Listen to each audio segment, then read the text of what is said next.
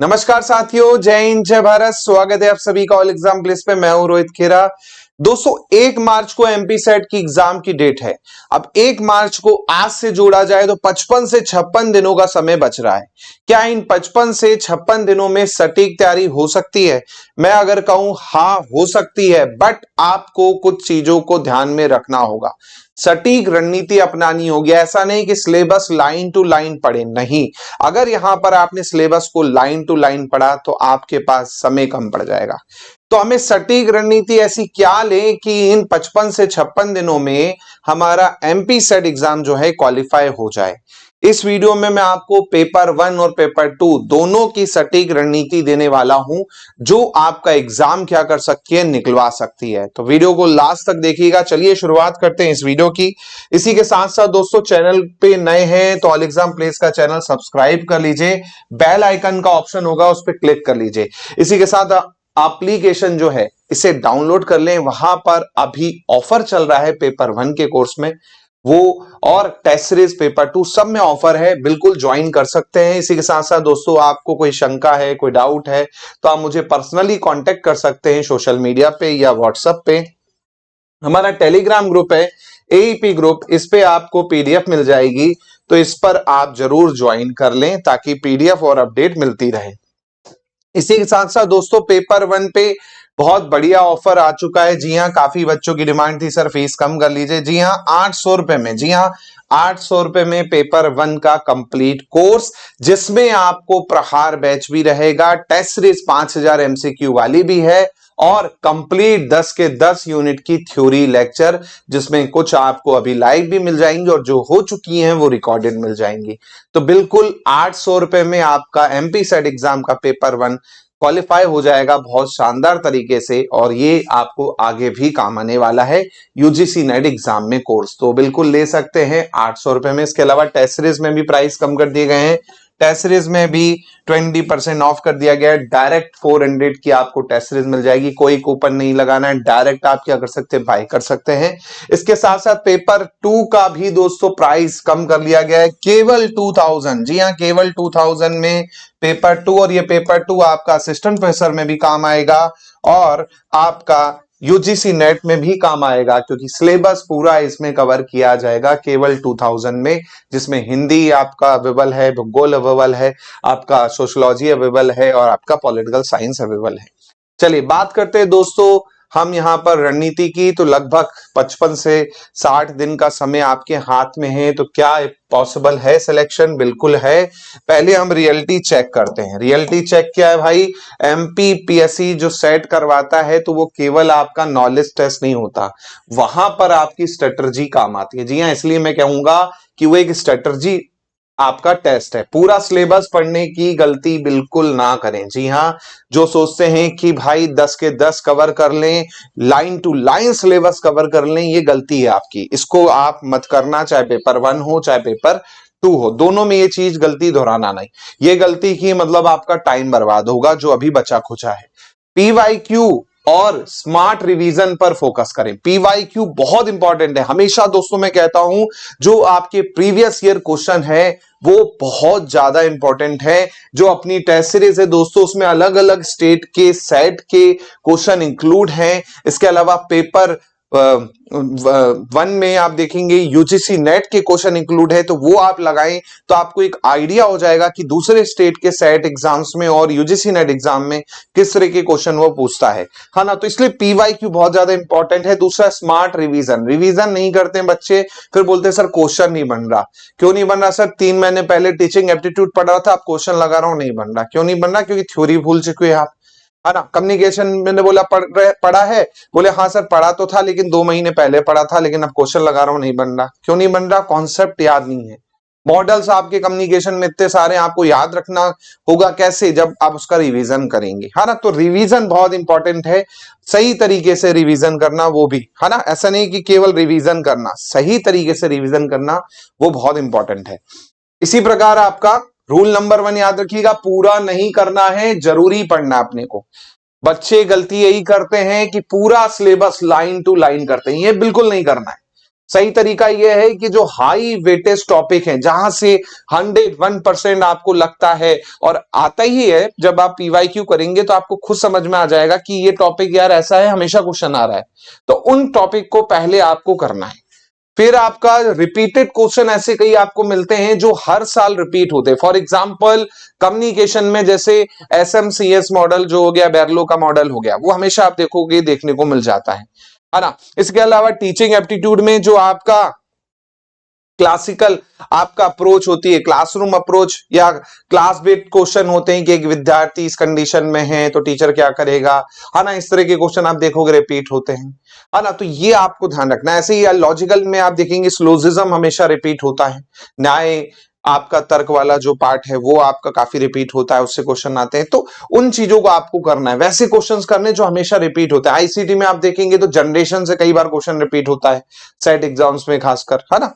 इसी प्रकार concept MCQ आपको करना है, ऐसा नहीं कि केवल आप पीवाईक्यू कर रहे हो, नहीं, आपको थोड़ा सा उससे संबंधित जो क्वेश्चन इंपॉर्टेंट है, ये हमेशा पूछे जा रहे हो, उससे संबंधित आप थ्योरी भी पढ़िए, क्योंकि कई बार क्या होगा एग्जैक्ट क्वेश्चन ना आके उससे रिलेटेड कुछ दे देगा, इसलिए आपने थ्योरी पढ़ी होगी तो क्वेश्चन भी आपसे बन जाएगा।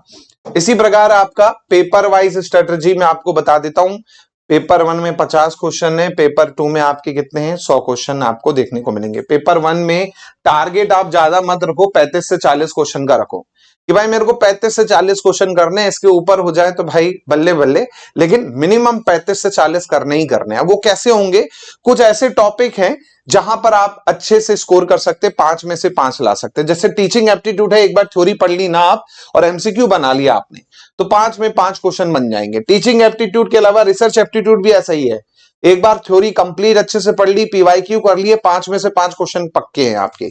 आईसीटी भी ऐसा ही है, 5 में से 5 क्वेश्चन वाला है। रीजनिंग भी ऐसी है, 5 में से 5 question. Mathematical reasoning plus maths, है ना, रीजनिंग प्लस मैथ्स जो आपकी यूनिट है मैथमेटिकल एप्टीट्यूड वाली, 5 में से 5 क्वेश्चन कंफर्म है, क्योंकि बहुत बेसिक लेवल का आता है। सेम डीआई 5 में से 5 क्वेश्चन आपके कंफर्म है। 25 क्वेश्चन तो देखो यहां पर आपके देखने को मिल रहे हैं, 25 क्वेश्चन तो आपके यहीं पे हो जा रहे हैं। ये तो वो है जो आप थोड़ा सा पढ़ोगे तो कर लोगे। इसके अलावा फ्री फोकट वाला और बताओ, जो जिसमें आपको मेहनत ही नहीं करनी है, वो है आपका कॉम्प्रिहेंशन। कॉम्प्रिहेंशन ऐसा है कि भाई आपने 2 लेक्चर 3 लेक्चर पैड में मैंने दे रखी है, ट्रिक बता रखी है, थोड़ा सा प्रैक्टिस कर ली, टेस्ट सीरीज कर ली ना, 5 क्वेश्चन फ्री के हैं ये, है ना, 5 क्वेश्चन फ्री के हैं ये। कितने हो गए, 25 और 5 30 क्वेश्चन हो गए आपके पूरे के पूरे। और बता रहा हूं जिसमें थोड़ा सा आपको एफर्ट लग सकता है, कम्युनिकेशन। कम्युनिकेशन में बहुत क्वेश्चन आपके बन जाते हैं, बस बच्चों को दिक्कत कहां आती है, मॉडल्स में आती है, जो मॉडल्स हैं एक्चुअली, है ना, मॉडल्स याद नहीं होते, इसलिए एक आध मॉडल्स का छूट सकता है। लेकिन बाकी जो कम्युनिकेशन का है, जैसे आपका वर्बल नॉन वर्बल पे बेस्ड क्वेश्चन पूछ लेगा, है ना, या फिर आपका किस पे आ जाएगा, मास मीडिया पे क्वेश्चन आ जाएगा, तो वो थोड़ा सा आपको दिक्कत दे सकता है। बाकी लेकिन 3 से 4 क्वेश्चन कम्युनिकेशन में भी आप पूरे पक्के बना सकते हैं।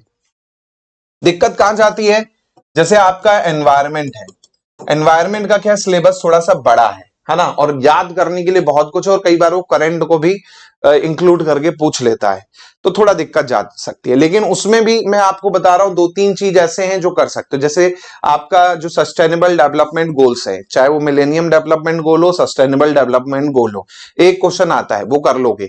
फिर आपका क्या है, प्रोटोकॉल्स हो गए, है ना, जो आपके अलग अलग क्या हुए, कन्वेंशन हुए, अलग अलग संधियां हुई हैं, है ना, मॉन्ट्रियल प्रोटोकॉल और ये सब, तो इनसे भी एक आध क्वेश्चन आ जाता है, तो वो एक बार वो कर लोगे तो आराम से हो जाएगा।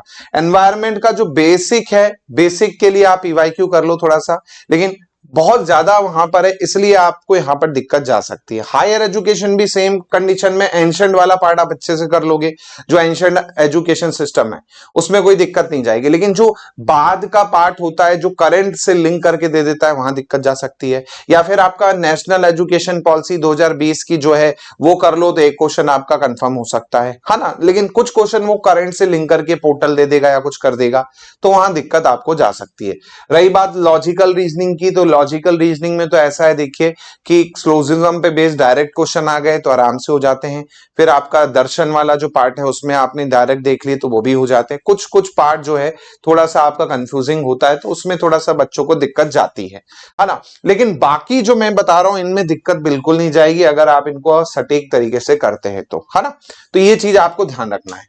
ऐसी पेपर 2 में आप टारगेट रखो 55 से 60 क्वेश्चन। अगर ज्यादा टारगेट है तो भैया आप 60 से 65 कर लो, कोई दिक्कत नहीं है ना। 60 से 65 का टारगेट रखो अगर आपका पेपर 2 अच्छा है। क्योंकि देखो हमें जो कट ऑफ देखने को मिलता है सेट का, वो आपका हर सब्जेक्ट का 180 से 210 के बीच में होता है। ये मैं यूआर कैटेगरी के लिए बता रहा हूं। बाकी कैटेगरी का कट ऑफ कम जाता है, हाँ, सब्जेक्ट का कम जाता है ना। जैसे 180 जो साइंस बैकग्राउंड वाले सब्जेक्ट हैं उनका 180 से भी कम है ना। लेकिन जो कुछ ह्यूमैनिटी वाले सब्जेक्ट है उनका 200 210 तक गया है। तो ये रेंज है एक्चुअली में यूआर के कट ऑफ की, 180 मार्क्स से लेके 210 मार्क्स। तो आपका टारगेट यही होना चाहिए। अगर इसका आधा कर दे क्वेश्चन में तो 90 से 105 क्वेश्चन, है ना। 90 से 105 क्वेश्चन सही करने आपको, 90 से 105 क्वेश्चन सही करने हैं पेपर 1 पेपर 2 में लाके, तो आप क्या कर जाओगे, क्वालिफाई कर जाओगे। ये तो यूआर कैटेगरी के हिसाब से बता रहा हूं मैं कट ऑफ। बाकी कैटेगरी के लिए मैंने डिटेल कट ऑफ एनालिसिस कर रखा है, वो वीडियो में आप देख लीजिएगा तो आपको समझ आ जाएगा, है ना। फिलहाल लेकिन आपको एक माइंडसेट में दे रहा हूं कि इतना आपको रखना है। उसी हिसाब से मैंने आपको बताया है कि भाई पेपर 1 में 35 से 40 क्वेश्चन, 35 से 40 क्वेश्चन हो जाएंगे तो 95, ये हो गया 105। ये आपका कट ऑफ क्लियर हो जाना है। पेपर 2 में आपने 60 से 65 का टारगेट रखना है। ज्यादा करना ही नहीं है ना हमको, हमें बस इतना लाना है कि कट ऑफ क्लियर हो जाए। यहां पर मेरिट नहीं बनानी है सेट में। एक चीज याद रखिएगा भाई, सेट में आपका ये नहीं कि आपको टॉप करना है एकदम, है ना। तो टॉप वाला सीन नहीं है यहाँ पर। जो कट ऑफ की रेंज है वो यही रेंज है, इसके अलावा आप देख लीजिए कट ऑफ इससे ज्यादा नहीं जाता है ना। तो आपका टारगेट ये होना चाहिए कि भाई मेरे को इतने मार्क्स लाने, बात खत्म। मेरा सेट अपने आप क्या हो जाएगा, क्वालिफाई हो जाएगा। नेट अगर देंगे, नेट में भी यही रेंज है, वहां पे भी क्वालिफाई हो जाएगा, है ना। तो ये याद रखिएगा 70% सिलेबस जो है आप देखेंगे ऐसा होता है जो हमेशा आपका रिटर्न करता है, आपको एक तरह से वापस वही क्वेश्चन रिपीट करता है। तो 70% सिलेबस वैसा देखने को मिलेगा। 30% सिलेबस ऐसा है कि भाई बहुत कम ऐसे क्वेश्चन होते हैं जहां से वो बनते हैं, हमेशा बहुत रेयर क्वेश्चन देखने को मिलते हैं, तो आप उसको स्किप कर सकते हैं, है ना। तो ये चीज आपको ध्यान रखना है। इसी प्रकार आप किस तरह से 60 दिनों को बांट ले, तो 3 फेज में बांट लें, फेज 1 फेज 2 फेज 3। फेज 1 में आप थोड़ा सा पीवाईक्यू को देखें तो उससे आपको क्या होगा, समझ आएगा कि भाई किस तरह के क्वेश्चन आ रहे हैं या आए हुए हैं, है ना। नोट्स आपने बना रखे हैं, एमसीक्यू लगाएं सेम डे पे, है ना। एक दिन में आप कोशिश करें 1-2 यूनिट का अच्छे से रिवीजन कर सके, है ना। या फिर बेसिक से पढ़ रहे, अगर हमारा कोर्स ले रखा है तो उसमें आप देखेंगे पीडीएफ रखी हुई है क्लासेस की, तो पीडीएफ ही आप एक दिन में पढ़ लें, 2 दिन में पढ़ लें, आराम से 1 यूनिट की हो जाएगी। उसके बाद उसको सेम पीडीएफ को आप क्या करें, रिपीट करें, रिवाइज करें, है ना। तो इस तरह से करें। इसी प्रकार आप देखिएगा, इसी प्रकार आप देखिए फेज 2 में आपको क्या करना है, अपनी कमजोरी को ना करके अपनी स्ट्रेंथ को यहां पर फोकस करना है ना। पूरा सिलेबस कवर कर ले स्मार्ट वे में। स्मार्ट वे का मतलब ये वही है कि चुनिंदा टॉपिक को कवर करे, बाकी को आप छोड़ भी सकते हैं, है ना। वीकली सेक्शनल मॉक्स दें, है ना। सब्जेक्ट वाइज आप मॉक दें, यूनिट वाइज मॉक्स दें, तो उससे क्लियर होगा। एक गलती की डायरी बना ले, उसमें गलती लिखें ताकि आपको समझ में आए कि कहां पर क्या दिक्कत आ रही है, कौन से क्वेश्चन में दिक्कत आ रही है, कौन से टॉपिक में दिक्कत आ रही है ना। सिलेक्शन फेज की बात करें तो भाई फुल मॉक टेस्ट लगाओ, डेली दबा के रिवीजन 2 से 3 दिन में कर लो। जो भी आपने पढ़ा है अभी तक लास्ट के उसमें, तो 2 से 3 दिन में हर रिवीजन करो और मॉक लगाओ। उसके बाद वीक एरिया जो है ना, उस पर थोड़ा सा कई बार क्या होता है, काम कर लो। जैसे आपने टेस्ट लगाया और टेस्ट में क्वेश्चन नहीं बन रहा है तो वीक एरिया पर थोड़ा सा फोकस करो, वहां पर क्या है करो, टेस्ट लगाओ, ठीक है। ये आपको करना है। इसके बाद डेली टाइम टेबल जो रियलिस्टिक में बता रहा हूं, जो वर्किंग है, वुमन है ना, टाइम नहीं मिलता, है ना, तो 3 से 4 घंटे तो देने पड़ेंगे भाई। मैं इसमें दोनों जोड़ रहा हूं, है ना। पेपर 1 पेपर 2 का जो प्रिपरेशन है वो दोनों जोड़ रहा हूं। जो फुल टाइम स्टडी कर रहा है तो भाई 5 से 7 घंटे तो दे दे, अगर फुल टाइम आप हो। अगर आप पार्ट टाइम पढ़ रहे हो, वर्किंग हो, है ना, आप हाउस वाइफ हो, बच्चे हैं छोटे, तो भाई 3 से 4 घंटे तो देने पड़ेंगे पेपर 2 पेपर 1 दोनों को मिला के। और अगर यही फुल टाइम एस्पिरेंट हो तो 5 से 7 घंटे दो। और ये चीज याद रखिएगा, जो आपकी कंसिस्टेंसी है वो मैटर करती है, ना कि घंटे। अगर आप 180 घंटे लगभग कर लेते हैं, क्योंकि 60 दिन का लगभग समय जोड़ो 3 घंटे के हिसाब से भी, तो 180 घंटे आपके हाथ में हो जाते हैं। तो वही मैटर करता है। आप डेली कीजिए ना, ये जो आने वाले 55-56 दिन बचे हुए हैं, इनमें आप डेली कर लेंगे अगर 3 घंटे 4 घंटे, तो आप सोचिए कितना आपका हो जाना है। बहुत हो जानी है प्रिपरेशन, बहुत अच्छे से हो जानी है। तो आपको बस अपनी क्या है, रेगुलरिटी को मेंटेन करके रखना है। ऐसे नहीं कि आज मैंने मोटिवेशन दे दिया तो आज पढ़ने बैठ गए, 2-3 दिन पढ़े, फिर आप डिमोरलाइज हो गए, फिर क्या किए, छोड़ दिया। ऐसा नहीं करना। जब तक एग्जाम नहीं होगा तब तक पढ़ना है ना।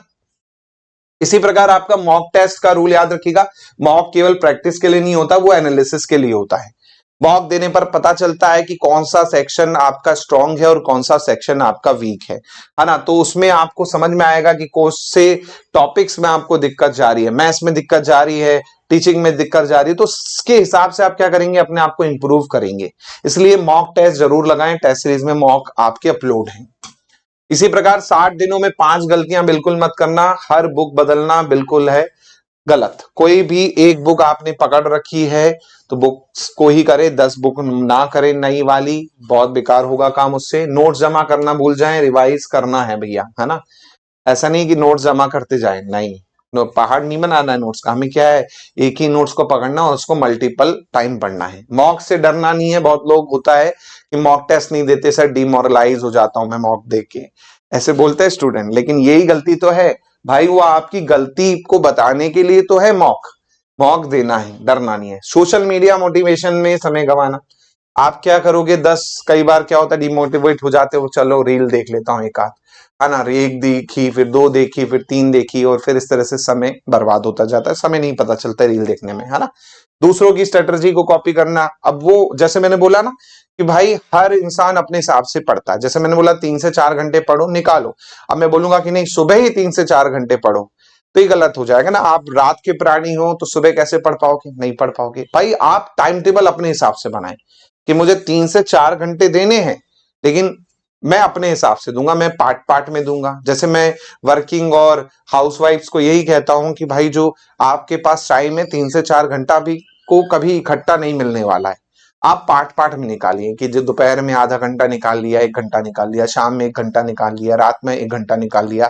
ऐसे आपकी प्रिपरेशन हो पाएगी। आप सोचेंगे लगातार 3 घंटे मिल जाएंगे, तो वर्किंग और आपका हाउसवाइफ को कभी पॉसिबल नहीं होने वाला ये चीज, है ना। तो उस चीज को आपको ध्यान रखना है। तो ऐसा नहीं कि आप सोचे कि नहीं मैं सुबह 4 बजे उठ जाता हूं, पढ़ लेता हूं। एक दिन उठोगे, 2 दिन उठोगे, उसके बाद फिर फुस हो जाओगे, वो नहीं है। जो आपका टाइम टेबल है उसके अकॉर्डिंग ही आपको स्टडी करनी है, ये चीज आपको ध्यान रखना है।